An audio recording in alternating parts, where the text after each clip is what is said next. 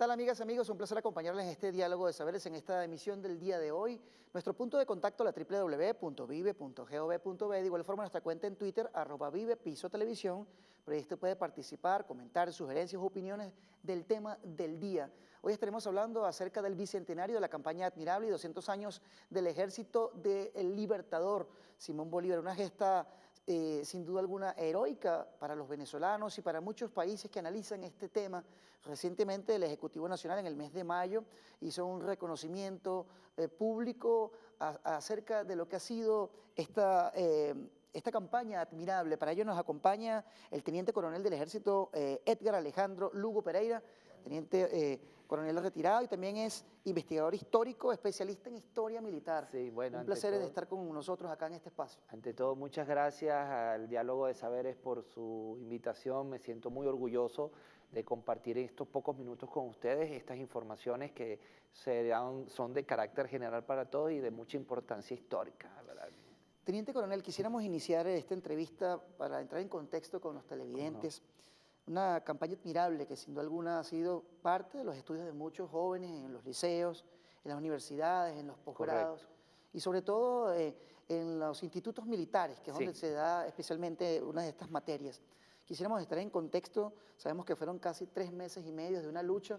Bolívar desde Colombia hasta Venezuela con un promedio de 500, 600 de hombres que le acompañaron para libertar a nuestro país y poder defender la patria. Háblenos un poco acerca de esto. ¿Cómo nació todo esto? Bueno, mira, esto nace como todo punto de crisis, todo punto de conflictividades. Se inicia un experimento, se inicia un proyecto que fue el nacimiento de la Primera República, la cual nace, por supuesto, el 5 de julio, lo que vamos a celebrar, el 5 de julio de 1811, de manos de Miranda, de manos de grandes hombres y mujeres de ese momento histórico. Sin embargo, al año siguiente, por las mismas fechas, debido a las presiones, a las inconsistencias de identificar el compromiso histórico que estaba asumiendo esa dirigencia en ese momento, habían esas rupturas de paradigmas, de la pérdida del poder eclesiástico, del poder del Reino de España, ese dominio colonial sobre la población. Empezaron a existir las fricciones y empezaron, valga la redundancia, a elevarse las críticas sobre el proyecto y entonces insurreccionar en contra de él. Ahora fíjese, el 6 de mayo de 1813 inicia este proceso, que sin duda alguna, como ya comentábamos, 3 meses y medio de lucha, de análisis de un entorno en diversos puntos del territorio nacional, desde San Cristóbal, la Grita, Mérida, Trujillo, espacios que se fueron organizando para llevar a cabo esto. Y contextualizando un poco esta historia, el gobierno nacional se ha interesado mucho en dar a conocer la historia de nuestro país. ¿Cómo se inicia este proceso de Bolívar? ¿Dónde estaba ubicado Bolívar para el mundo? El germen nacimiento de todo esto radica en el manifiesto que escribe él en Cartagena de Indias. Eso es en la actual República de Colombia, en la costa del Caribe colombiano.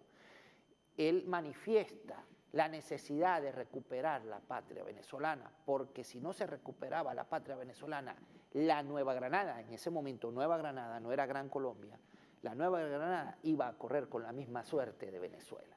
Entonces había una necesidad, ese corazón le hervía de angustia al saber que su patria se encontraba en manos de las autoridades coloniales españolas que estaban cometiendo excesos impresionantes, carnicerías humanas que eran cotidianas porque había que eliminar todo germen de subversión, todo germen de... Y eso generó en Bolívar la necesidad, fue una orden que él se impuso. ¿Cómo logró lo demás? Eso forma parte del conversatorio que Fíjese, lo vamos a quisiéramos conocer porque para la época había un sinfín de limitantes. Sí, muchísimas. ¿Cuáles eran estas limitantes? Primero, las comunicaciones, tanto del punto de vista marítimo como del punto de vista terrestre. La mayoría de los movimientos se hacían eran por mar. De hecho, Bolívar sale al exilio, llega a Cúcuta, a Curazao, y de Curazao llega a Cartagena de Indias por mar, porque por tierra prácticamente era imposible. Era imposible. Había muchos riesgos, se corrían muchas situaciones que complicaban el transporte terrestre para ese momento, entonces se hacían los desplazamientos, eran por mar. Entonces también teníamos otro problema, teníamos navíos españoles, teníamos navíos ingleses, teníamos navíos de diferentes nacionalidades que se encontraban haciendo los patrullajes, deteniendo buques, inclusive metemos dentro de ese lote a los piratas. Claro. O sea, habían riesgos impresionantes que hoy en día prácticamente en estas áreas del hemisferio no se observan, ¿no?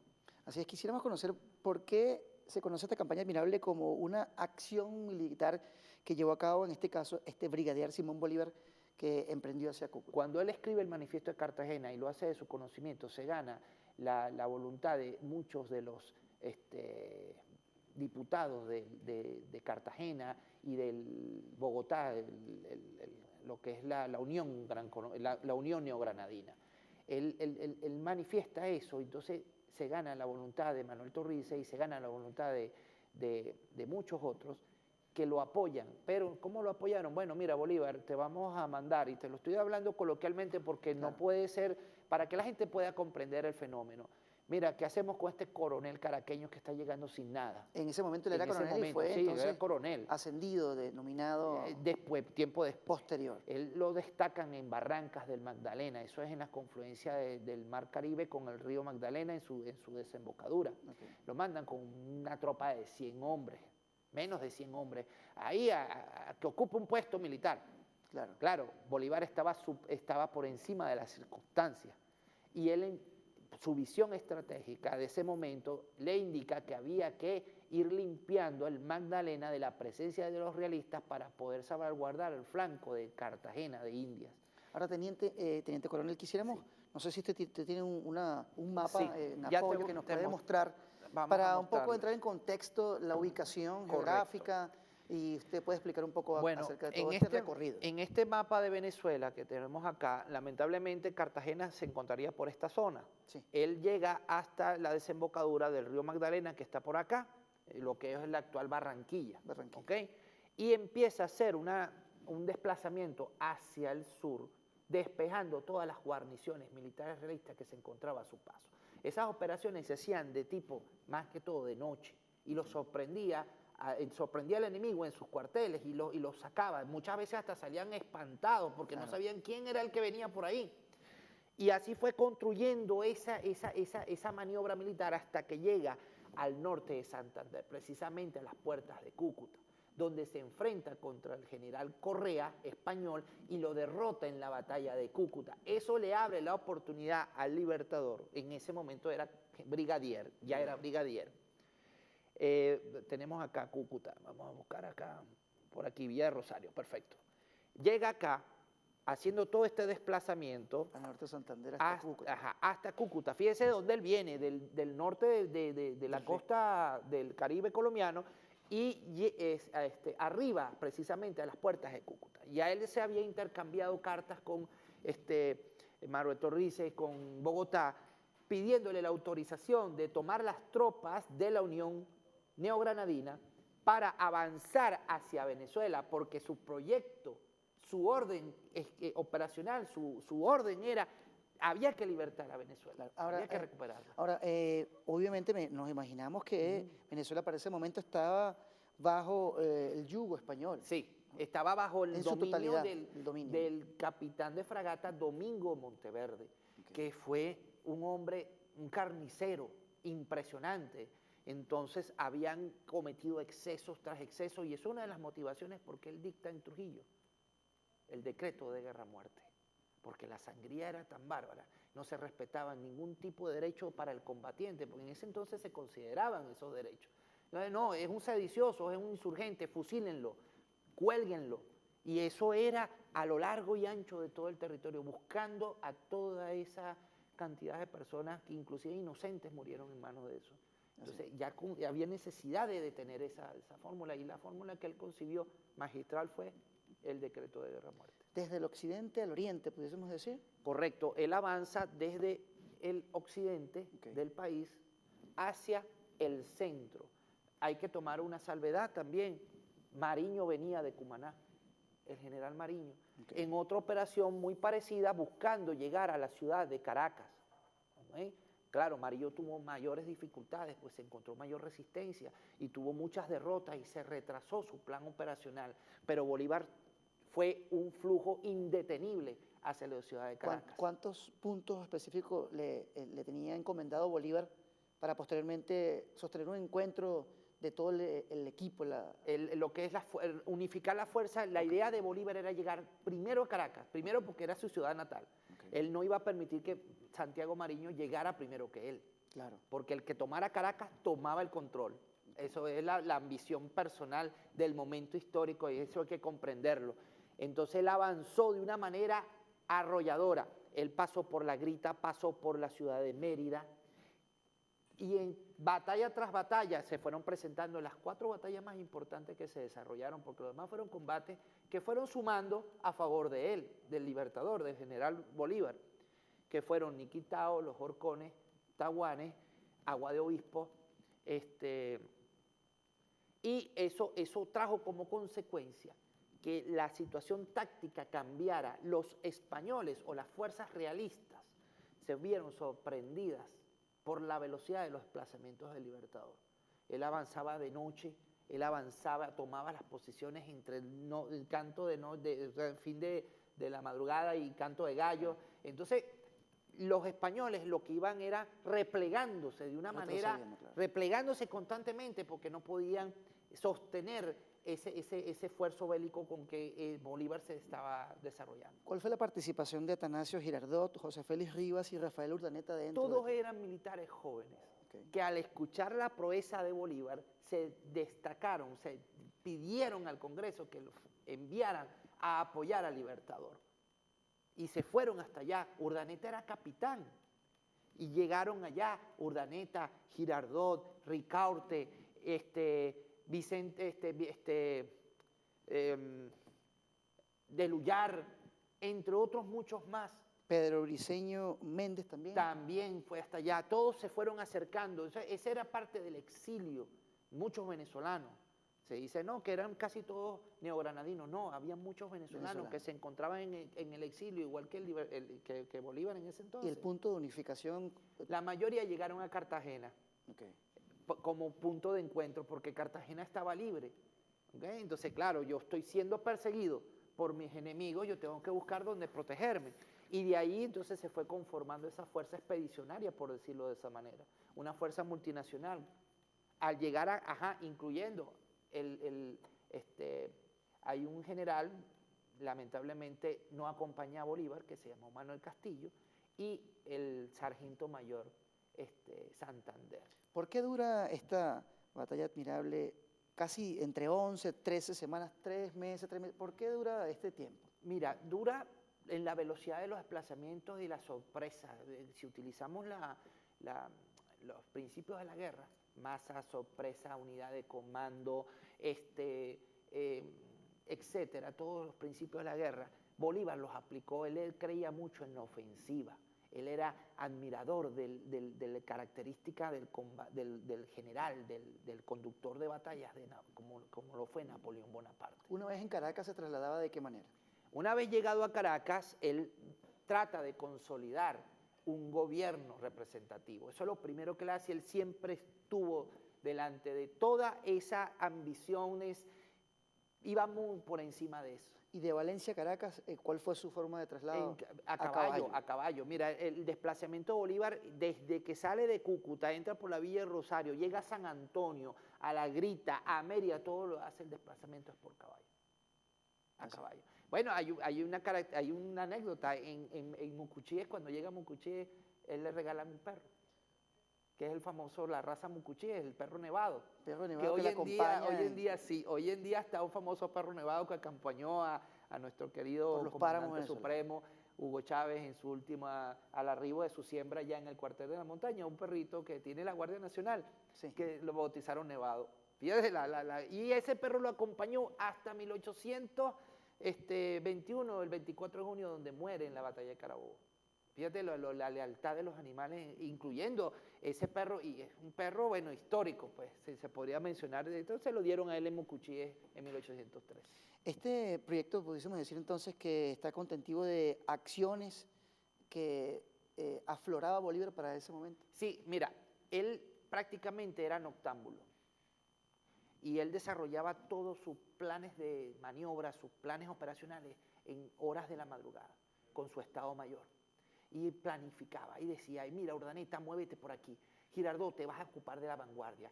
El tío de él, José Félix Rivas, te quedas con la retaguardia. Pero funcionaban tal cual como fueran unidades de combate. Retaguardia podía hacer operaciones ofensivas, igualmente la vanguardia operaciones ofensivas. Y así fue desarrollando golpe tras golpe. Entonces los españoles o las fuerzas realistas no encontraban cómo entender el movimiento táctico que estaba desarrollando el general Bolívar en ese entonces. ¿Cuántos hombres perdió Bolívar en lo que fue esta lucha? Mira, si hablamos de cálculos numéricos son inconsistentes, o sea, pudieron haber sido 500, 600, 1000 hombres. A él se le fue sumando la población. Pero caídos como tal en combate. En combate, mira, en una refriega importante podían morir 180, 200 hombres. No es como lo que vemos nosotros en las películas épicas, que es una mortandad gigantesca. Fíjate que en la batalla de Carabobo, si hubieron 400 muertos, según el parte, fue extremo, entre muertos y heridos.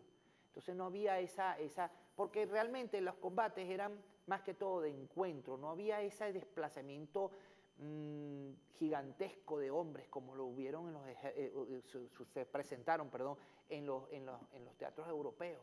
El ejército de 500.000 hombres, entonces sí podemos hablar de muertos 30, 40, 50.000 personas. Estos eran ejércitos de 1000, de 800, entonces las características, si lo sacamos por número, eran prácticamente muy bajas las pérdidas humanas, pero sí los heridos eran importantes. Así es. ¿Okay? Amigos, estamos conversando en el marco del Bicentenario de la campaña Admirable con el teniente coronel del Ejército retirado Edgar Lugo Pereira, especialista, historiador y en el tema militar, investigador histórico, conversando acerca de lo que ha sido este bicentenario también en el marco de los 200 años del nacimiento del Ejército Libertador, un tema interesante para aquellas personas que son fieles seguidores, analistas de la historia.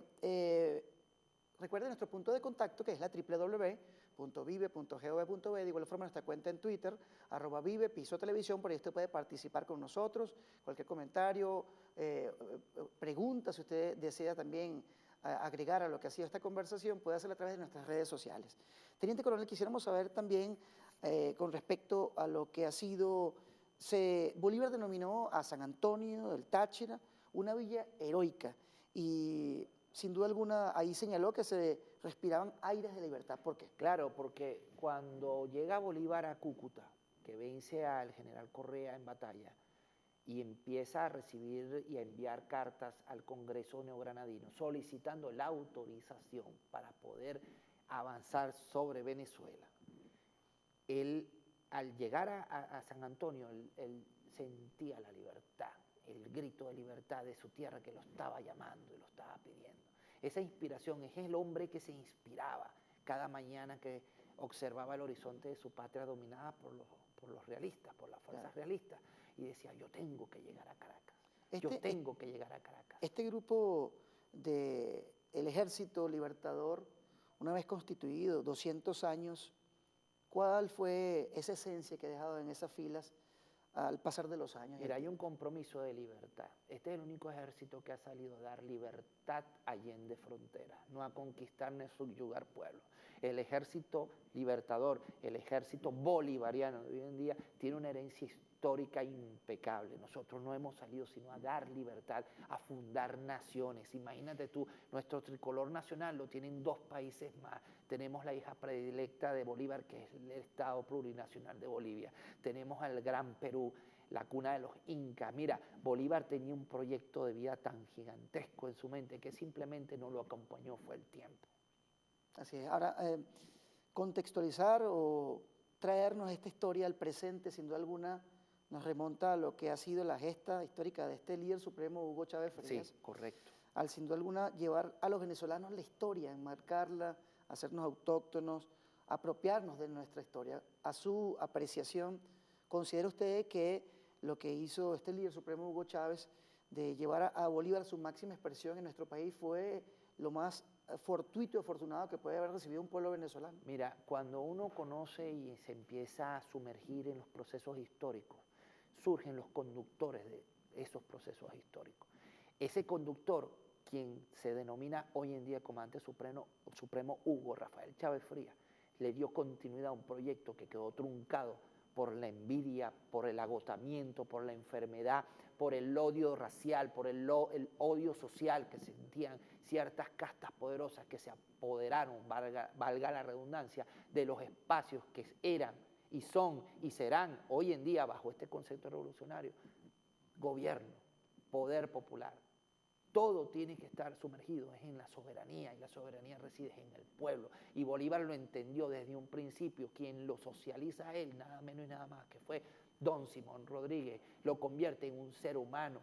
Desde muy niño empieza a compartir Simón Bolívar con los niños que ni siquiera él tenía idea de compartir, de tener ese contacto con lo más bajo de esa época socialmente hablando. La campaña Admirable, ¿cómo usted la cataloga? Mira, la campaña Admirable es una operación militar magistralmente conducida por Bolívar y su Estado Mayor. Esta campaña Admirable fue discutida, analizada por ha grandes sido estudiada historiadores, inclusive pensadores, por las docentes, escuelas cátedras militares de otros países, ha sido analizada por historiadores, ha sido llevada inclusive a los escritos y profundizada porque nadie, el Bolívar jamás volvió a tener un Estado Mayor. Y él lo reconoce el 14 de octubre de 1813, aquí en Caracas, cuando se le otorga formalmente el título de libertador. Él dice, no, es que yo no soy el libertador, están mis comandantes, están mis soldados, este es un ejército libertador, ellos son también merecedores de ese título que yo los acompañé y los conduje hacia el éxito de la operación militar. Entonces, por eso es que nosotros tomamos el nombre del Ejército Libertador y lo llevamos desarrollando a lo largo de la historia. Antes de esa fecha, antes de 1813, de ese año, no nos llamábamos Ejército Libertador, era un ejército. La Gran Colombia, proyecto bandera también del libertador Simón Bolívar, se pone de manifiesto con esta unión latinoamericana, con esta Correcto. unión de estos mecanismos que se han creado para fortalecer la región. Sí, la Gran Colombia es el esfuerzo integracionista del libertador Simón Bolívar. Es el proyecto integracionista que se condujo en manos de Hugo Rafael Chávez Frías. Y es el proyecto de integración absoluto en todos los frentes que hoy en día el gobierno nacional bolivariano y los gobiernos amigos, aliados de nuestra revolución están desarrollando. Tenemos a Ecuador, tenemos a Bolivia, tenemos a Argentina, tenemos inclusive hasta el mismo Perú, tenemos a los países centroamericanos, casi todos están casados con esta idea de la integración. Bolívar lo manifestó, tenía que hacerse porque había que luchar contra el gigante del norte, con ese poder imperial que estaba surgiendo, que hoy en día es los Estados Unidos de Norteamérica. La Fuerza Armada Nacional Bolivariana, 14 años que ha crecido, se ha fortalecido, se ha integrado con el pueblo. ¿Cuál es su óptica, su mirada? Usted que formó parte de esta historia también, de estos militares que se han formado con una conciencia diferente de cómo servir a la patria. Mira, nosotros nos hemos sensibilizado con nuestro país. Es más, estábamos ya sensibilizados antes, igual que con el mismo pensamiento de Hugo Chávez. ¿Quiénes iban para los cuarteles en esa época? El pueblo, las barriadas, los campesinos. Y nosotros, los oficiales jóvenes de ese entonces, veíamos la miseria, compartíamos la miseria y decíamos, pero ¿por qué nuestra Venezuela está así? Claro, había otra visión de país que no era, la gente no quería ver. Nosotros sí, desde un principio. Por eso es que nosotros venimos de lo más bajo de la sociedad. Nosotros no venimos de las alcurnias, ni venimos de los apellidos con abolengo, ni nada de eso, sino del pueblo llano, del pueblo entregado al servicio de un país. Ese amor a la patria que significa el legado de las generaciones futuras. Si nosotros no fortalecemos esta patria, perdemos nuestro legado, nuestra identidad, que es lo que han manifestado a lo largo de 200 años estos hombres y mujeres que han dado la vida incluso por un proyecto como este. Así es. Teniente Coronel, nos queda ya un minuto. Quisiéramos aprovechar esta oportunidad para, ¿por qué cuesta o ha costado tanto poner en evidencia la verdadera historia de Venezuela ante la juventud venezolana, momentos que fueron borrados de los libros, para transgiversarla y no mostrar la realidad. ¿Por qué Fíjate, pasaba esto? sucede lo siguiente, el que maneja la información tiene poder. Hay que invisibilizar lo incómodo de la información. Si yo le demostraba, yo en el sentido de los poderes de ese entonces, estamos hablando de 200 años, estamos hablando de 1830 en adelante, vamos a empezar a borrar toda la herencia libertaria, reaccionaria, subversiva, que va acompañando a las luchas sociales por los cuales nuestros héroes se sacrificaron. No solamente los héroes de la independencia, los héroes de la guerra federal, los héroes de todos los movimientos políticos estudiantiles que han fallecido en manos de los asesinos, de los instigadores del olvido republicano. Eso es tener poder. Entonces, hoy en día se está rescatando, hay un revisionismo, hay que revisar, ver, buscar. En eso particularmente estoy revisando y escribiendo y sacando a la luz pública cosas que la gente entiende. Oye, mira, nosotros nos merecemos algo mejor. Sabemos que una gran labor, una acción se está llevando a cabo en las filas de estas escuelas militares castrenses, con esta capacitación en estas materias a los cadetes que se están formando, y un gran compromiso y legado, pero quisiéramos dejarle la cámara para que usted pueda hacer ese llamado a esa juventud venezolana que cada día quiere descubrir o simplemente visibilizar una historia que nos lleva a la realidad, a lo que estamos viviendo, porque se usa un eslogan, la lucha sigue, pero realmente no es un eslogan, sino es la realidad de lo que es una realidad. La defensa de nuestra soberanía y nuestra patria. Bueno, les puedo decir a toda la juventud venezolana, hombres, mujeres, y los que no son tanto también, que hay que revisar nuestro acervo histórico, hay que revisar, hay que leer, hay que comprender cómo defendemos algo que no entendemos o porque no queremos entenderlo. No, ahí están los libros. Lo que hay que es buscar la información, digerirla y entenderla y así comprender definitivamente que todos estos procesos sociales que se están desarrollando vienen atados de una necesidad fundamental de mantener nuestra soberanía, nuestra identidad nacional y nuestro patrimonio nacional. Es lo único, es nuestro legado, es la patria, es nuestra herencia.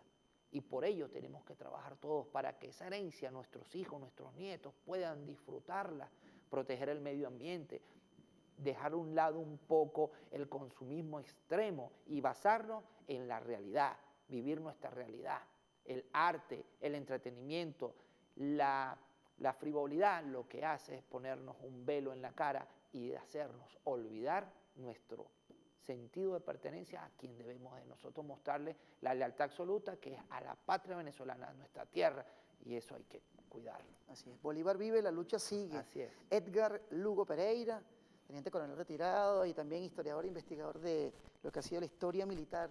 Diálogo de Saberes le agradece por su presencia, las puertas de este espacio están abiertas para cualquier otro momento que podamos disertar acerca de temas tan importantes. Así es, muchas gracias, encantado de haber compartido con ustedes estos minutos. Así es. Amigos, hemos llegado al final de este espacio, Diálogo de Saberes, agradecido por acompañarnos. Recuerde, esta y todas las informaciones va a estar en la www.vive.gov.be, de igual forma en nuestra cuenta en Twitter, @vivepisotelevisión, para que usted puede participar con nosotros y estar informado de todo lo que se genera en materia de noticias, un tema de suma importancia, lo que ha sido esta campaña admirable, un bicentenario muy emotivo que lleva al venezolano a avanzar en lo que ha sido la historia de nuestros pueblos y de igual forma también 200 años del nacimiento del Ejército Libertador, historias que se ponen de manifiesto en la vida de los venezolanos y hoy lo presentamos en esta mesa para discutirlo. Agradecido por acompañarnos y le invitamos a estar muy atentos de nuestra programación. Por ahora nos despedimos.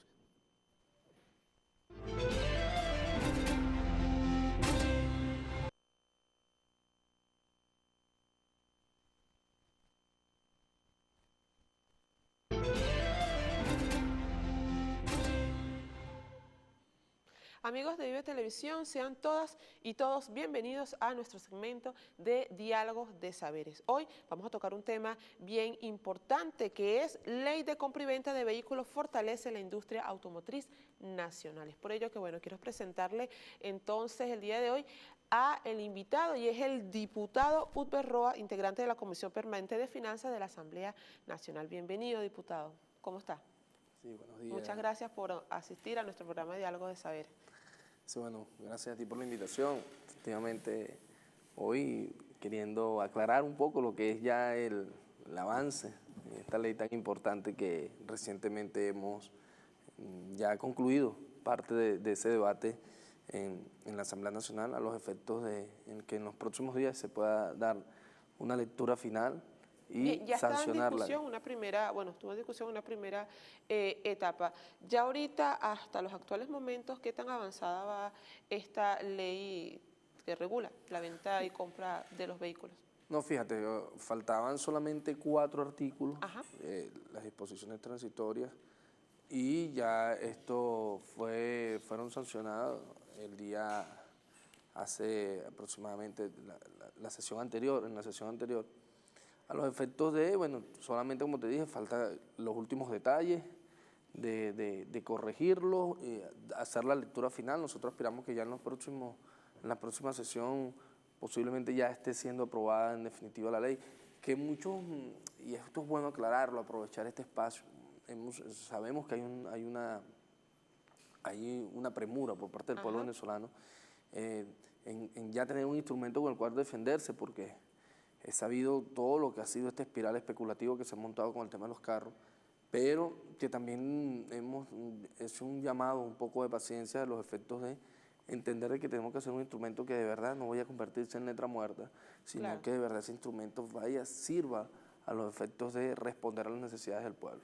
¿Cuál cree usted, diputado, que sería entonces el primer impacto que va a obtener esta ley luego de aprobarse por la Asamblea Nacional? Bueno, mira, hay muchos artículos que, te pongo un ejemplo, uno de los impactos, lo primero que tenemos que hacer, y estamos dejándolo plasmado en la ley, es que ningún vehículo usado puede seguir costando más que un vehículo nuevo. Claro. Y que para ello, bueno, hemos planteado de que un vehículo, en el mismo momento que ese vehículo salga del concesionario, automáticamente tiene una depreciación de un 10%.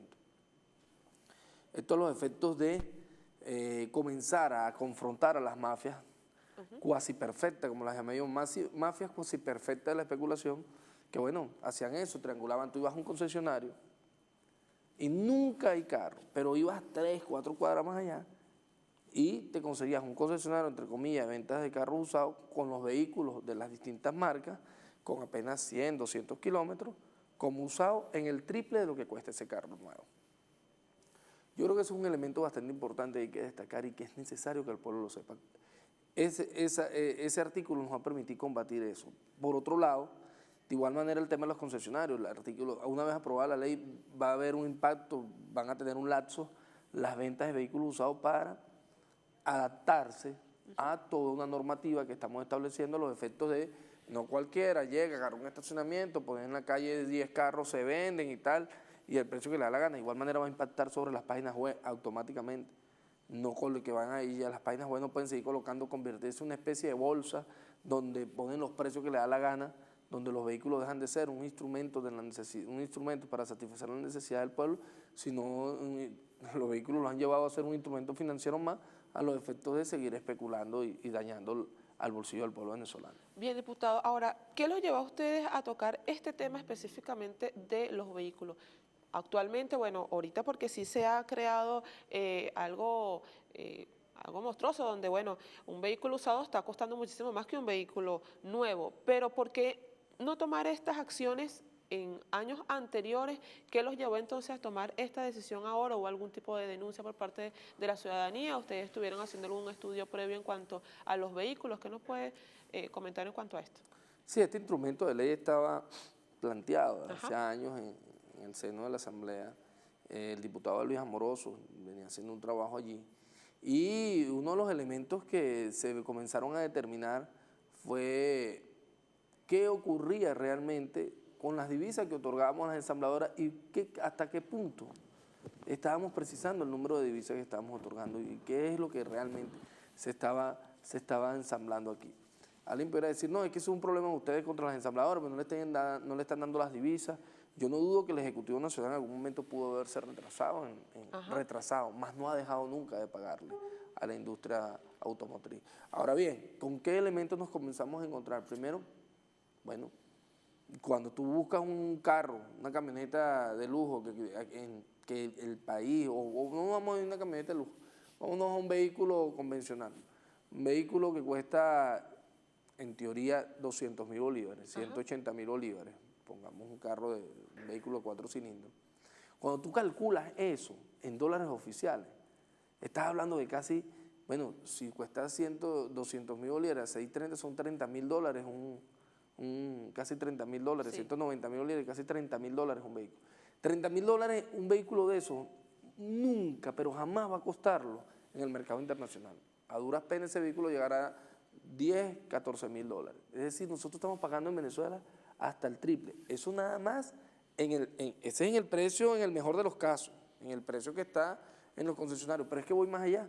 Cuando después, aparte de eso, no con eso les basta. Esas mafias llegan y agarran esos vehículos, los triangulan con otros, con concesionarios inescrupulosos, que no son todos. Aquí hay gente muy seria que aportó ideas, que trabajó, porque bueno, creemos que siguen apostando al país, eso es lo que queremos. Pero si hay personas que son, unos que son concesionarios, otros que ni siquiera son concesionarios, que son personas que ven allí el negocio, sí. Y bueno, triangulan y venden el vehículo al precio, ya no ni siquiera el del concesionario, sino 2 y 3 veces el precio real del concesionario. Entonces, todos estos elementos y las múltiples denuncias nos llevaron a querer potenciar la aprobación de este instrumento, el cual hemos ido perfeccionando con la participación del pueblo venezolano. Bien, con esta ley, ¿cómo podrían entonces combatir estas especulaciones, por lo menos en los sitios web? Sí, bueno, por ejemplo, la ley va a impactar directamente en que ya los sitios web no van a poder colocar esos precios que colocan allí, donde, bueno, todos hemos podido observar, sí. Los precios exorbitantes, sino que ellos van a poder seguir colocando allí en sus páginas los vehículos, pero de acuerdo al precio establecido, al costo real de ese vehículo. Eso va a ser una de las primeras acciones que, digamos, que impacta directamente la ley. Ellos no van a poder seguir colocando el precio que le da la gana allí, ni hacer lo que le da la gana con todo este tema de los vehículos. Claro, porque bueno, veíamos también que en las páginas web sería entonces 2 o 3 veces más de un costo normal de un vehículo como tal. Ahora, el pueblo venezolano ahora sigue viendo esas páginas. ¿Cómo estarían entonces ustedes combatiendo no solamente para que el pueblo venezolano siga ahora esta nueva ley? Porque personas que hoy por hoy van a comprar un vehículo usado a tal precio, no sé qué tanto puedan después con esta nueva regulación venderlo menos o más del precio que lo obtuvieron. Sí, bueno, lo primero que nosotros creemos que va a ocurrir, una vez aprobada la ley, una vez diseñado, fortalecido todo lo que es un instrumento de respuesta, bueno, a lo que es la necesidad del pueblo venezolano, es que nosotros tenemos que buscar, diseñar los mecanismos, y para esto creo que el Ejecutivo Nacional, a través del ministro Menéndez y el ministro de Comercio, Alejandro Fleming, está haciendo un trabajo a los efectos de lograr que los vehículos nuevos, los vehículos viejos no sean más costosos que los carros nuevos. Claro. El ministro de Comercio, el ministro de Industria hablaba con nosotros, nos decía que ya se han adelantado convenios con empresas mixtas a los efectos de empresas francesas y no recuerdo qué otra empresa, a los efectos de seguir creciendo y seguir creando condiciones para responder a la demanda de vehículos. Porque claro, es que hay que entender algo también, el pueblo venezolano es importante que lo entienda. Nosotros tenemos que darle valor agregado a las cosas. Nosotros no podemos simplemente seguir entregándole divisas a las ensambladoras para que sigan haciendo crecer su gran negocio, que en definitiva es explotarnos a todos los venezolanos porque nos terminan vendiendo el vehículo en el precio que le dan la gana y bajo el chantaje de que estamos destruyendo la industria, siempre nos terminan acorralando. No, nosotros estamos conscientes de que ellos deben ganar dinero, pero tampoco venir a costilla de todo el pueblo, sacrificarnos a nosotros para que nosotros sigamos pagando los precios que ellos le dan la gana. Eso se convirtió en un beneficio propio para algunos, ¿no? Sí, sí, totalmente. Para el pueblo venezolano entonces no pudiera obtenerlo. ¿Sería entonces más propio ese bien común? Sí, entonces, ¿qué es lo que queremos? efectivamente lograr que pueda mejorar e incrementarse la posibilidad en el marco de la industria nacional, pero sobre todo desmontar también y saber realmente cuántos son los dólares que esas empresas necesitan para su vehículo. Porque esto es importante que el pueblo lo sepa. Aquí eso de que no, que es que yo tengo que comprar dólar negro, no, eso es mentira. Que el Ejecutivo se haya retrasado, sí, pero el Ejecutivo te termina dando los dólares. Sí. Te los da, porque ahí están las liquidaciones presentadas por el Banco Central de Venezuela. El Ejecutivo, ellos le deben pasar una planificación al Ejecutivo a inicio de año para efectos de que les otorgan las divisas. Y siempre se le terminan otorgando. Entonces yo creo, y ese es el llamado que hacemos al pueblo y en especial a ese sector automotriz. Nosotros debemos sincerar las ganancias porque no vamos a permitir que las divisas, que son en definitiva no de un segmento social ni siquiera, porque entiendo que la clase media es la que más ha sufrido con todo este tema, pero también esas divisas son de todos los sectores, inclusive los sectores populares.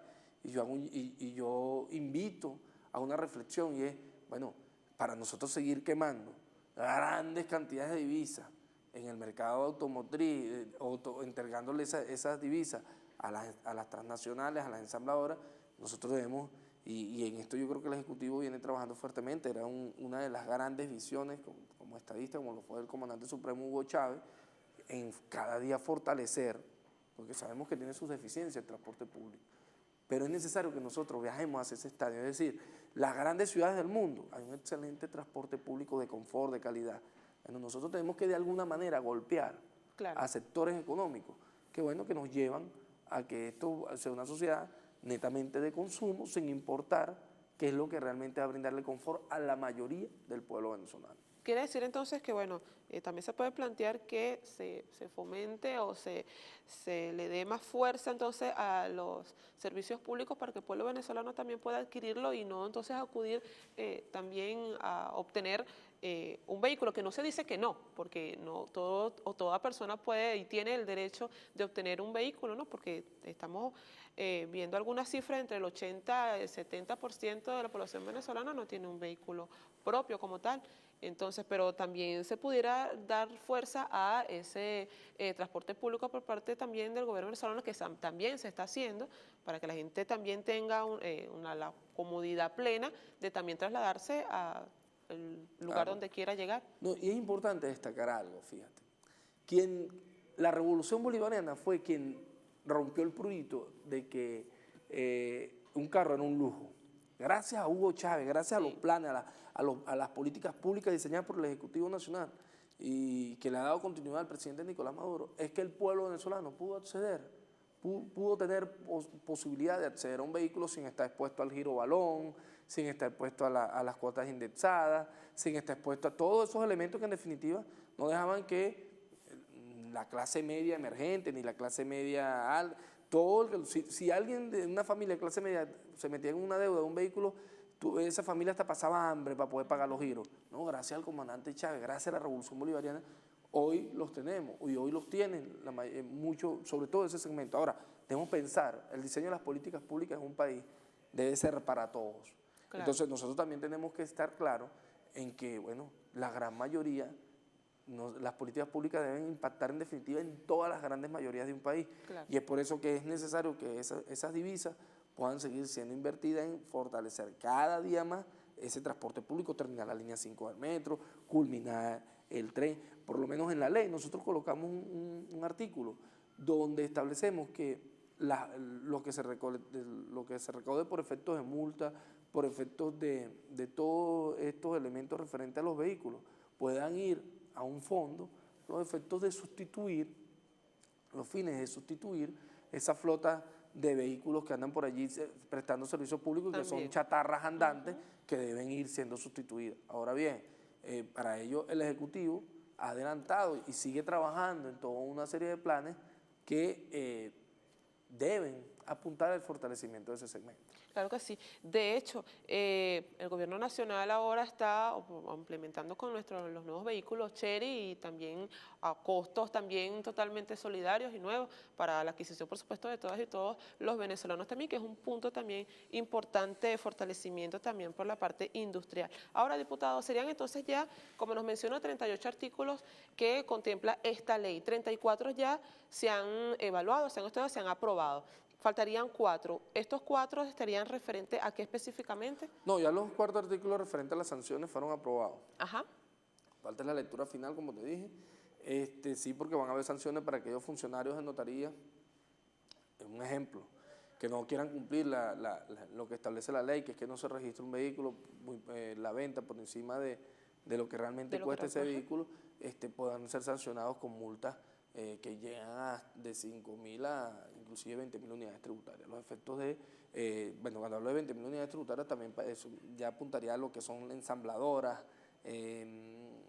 concesionarios, los efectos de que exista una multa que haga respetar y que impacte directamente en el bolsillo de quienes pretendan vulnerar el cuerpo legislativo del país. ¿Ya cuánto tiempo entonces faltaría para que estén atentos todos los venezolanos, al menos algunas fechas próximas para culminar ya, de aprobar ya definitivamente esta ley? Nosotros creemos que en la próxima sesión esta ley puede estar entrando ya con todos los detalles corregidos y ser ya sancionada en definitiva a los efectos de darle ese instrumento al pueblo de Venezuela.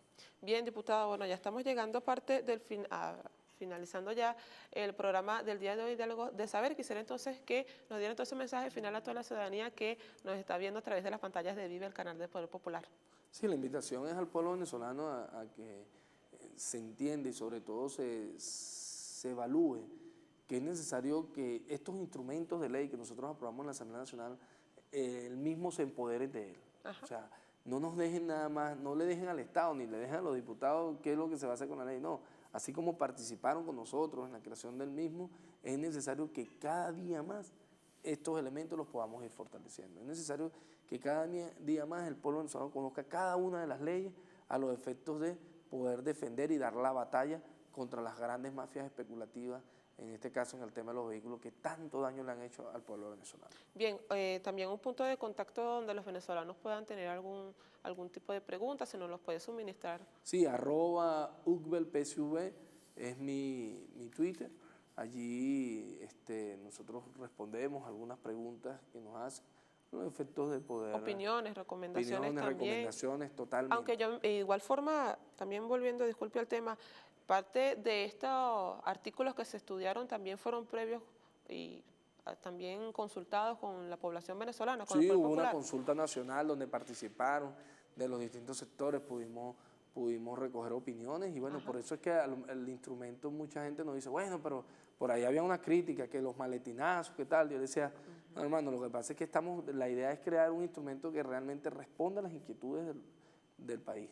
Y hemos logrado allí que todos los sectores puedan opinar y bueno, la intención es que todos nos podamos ver representados en esa ley. Bien, bueno, diputado Rubén Rojas, integrante de Comisión Permanente de Finanzas de la Asamblea Nacional. Administración y Servicios, no. de la comisión. Claro que sí. Muchísimas gracias por compartir con nosotros. Por supuesto que la invitación queda abierta para otro programa y así debatir para que todo el pueblo venezolano esté enterado del acontecer político nacional. Muchísimas gracias, diputado. Gracias. Ley de compra y venta de vehículos fortalece la industria automotriz nacional. Pueblo venezolano, muchas gracias por seguirnos en nuestro espacio de diálogo de saberes. Por supuesto, la invitación queda abierta para que nos vean todas nuestras emisiones, 8:30, 11:30, 2:30 y 5:30 de la tarde de lunes a viernes. Estas y otras informaciones, por supuesto, pueden obtenerlas a través de nuestra página web www.vive.gov.be o a través de nuestro Twitter, @vive_televisión. Es la información, no se aparten de nuestra programación. Hasta luego.